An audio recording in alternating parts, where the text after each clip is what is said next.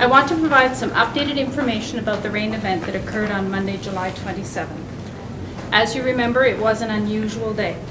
Regina received 78 millimeters of rain in 24 hours. In the northwest, where the McCarthy Boulevard pumping station is located, closer to 90 millimeters and as much as 107 millimeters fell. The rainfall in the northwest was equivalent to a 1 in 25 year rain event.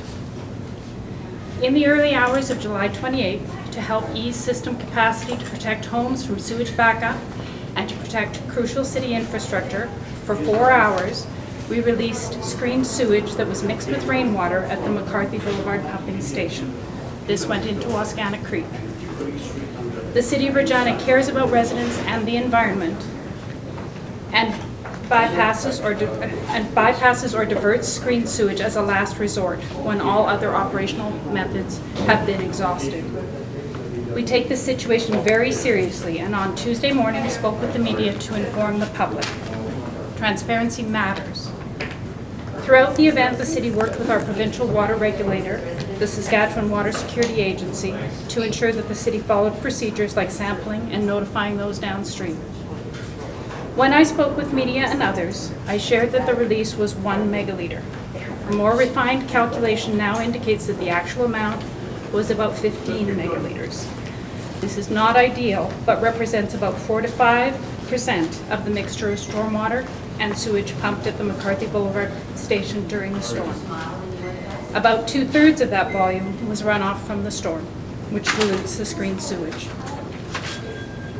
This is still a small volume during what was a huge storm. However, it is important that the public be aware of this information. The initial 1 megaliter was calculated based on retention volumes of the wet well at the McCarthy Boulevard pumping station.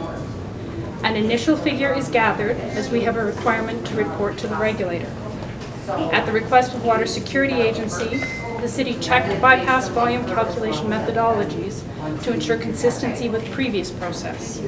A more refined calculation was then completed using pump rates and the amount that the bypass valve was open. Testing results showed that the creek returned to pre-bypass conditions within a few days.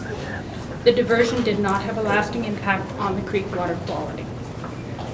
As I indicated then, the City is making investments in its wastewater system that are expected to reduce the likelihood of bypasses or diversions in future, including the new wastewater treatment plant and upgrades at McCarthy Boulevard pumping station.